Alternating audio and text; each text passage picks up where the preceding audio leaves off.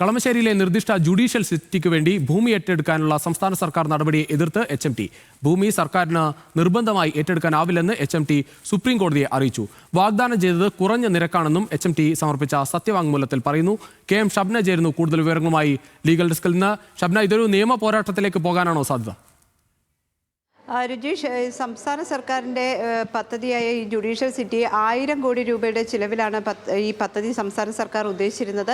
ഇത് കേരള ഹൈക്കോടതി അതോടൊപ്പം തന്നെ ജഡ്ജിമാരുടെ വസതി അത്തരത്തിലുള്ള കാര്യങ്ങൾ ഉൾപ്പെടുത്തിയായിരുന്നു ജുഡീഷ്യൽ സിറ്റിക്ക് കളമശ്ശേരിയിൽ സ്ഥാപിക്കാനാണ് മന്ത്രിസഭ അനുമതി നൽകിയിരുന്നത്. ഈ വലിയ ചിലവിൽ നിർമ്മിക്കാൻ ഉദ്ദേശിക്കുന്ന ഈ ജുഡീഷ്യൽ സിറ്റിക്കായി ഭൂമി ഏറ്റെടുക്കാൻ HMTയുടെ ഭൂമി, അതായത് ഹിന്ദുസ്ഥാൻ മെഷീൻ ടൂൾസിൻ്റെ ഭൂമിയാണ് ഏറ്റെടുക്കാൻ ഉദ്ദേശിച്ചത്. അത്തരത്തിൽ ഭൂമി ഏറ്റെടുക്കുന്നതുമായി ബന്ധപ്പെട്ട് HMTയിൽ ആവശ്യപ്പെട്ടെങ്കിലും കേന്ദ്ര സർക്കാരിൻ്റെ സഹായം തേടിയിരുന്നു.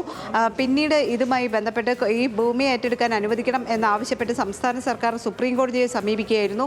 ഇന്നിപ്പോൾ സുപ്രീം കോടതിയിൽ HMT ഇതിനെ എതിർത്താണ് സത്യവാങ്മൂലം സമർപ്പിച്ചിട്ടുള്ളത്.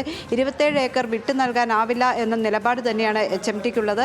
അതോടൊപ്പം തന്നെ സംസ്ഥാന സർക്കാർ പറഞ്ഞിട്ടുള്ള കോമ്പൻസേഷൻ, നഷ്ടപരിഹാരം തുച്ഛമായ തുകയാണ്, ഏകപക്ഷീയമായ നടപടിയാണ്, അത് അനീതിയാണ് തുടങ്ങിയ കാര്യങ്ങളാണ് HMT ഇപ്പോൾ സുപ്രീം കോടതിയെ അറിയിച്ചിട്ടുള്ളത്.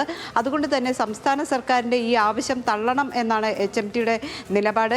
ഏതായാലും ഇത്തരത്തിലൊരു ഭൂമി ഏറ്റെടുക്കലുമായി ബന്ധപ്പെട്ടിട്ടുള്ള ഒരു തർക്കത്തിലേക്ക് പോകുന്നതോടുകൂടി ഈ ജുഡീഷ്യൽ സിറ്റിയുടെ നിർമ്മാണം അടക്കമുള്ള കാര്യങ്ങൾ അനിശ്ചിതത്വത്തിലേക്ക് നീങ്ങുകയാണ്. ഇനിയിപ്പോൾ സുപ്രീം കോടതി ഇടപെട്ട് ഏതെങ്കിലും തരത്തിൽ ഇതിൽ ഒരു തീരുമാനം അല്ലെങ്കിൽ വ്യക്തത വരുത്തിയാൽ മാത്രമേ തുടർ നടപടികളുമായി സംസ്ഥാന സർക്കാരിന് മുന്നോട്ട് പോകാൻ സാധിക്കൂ.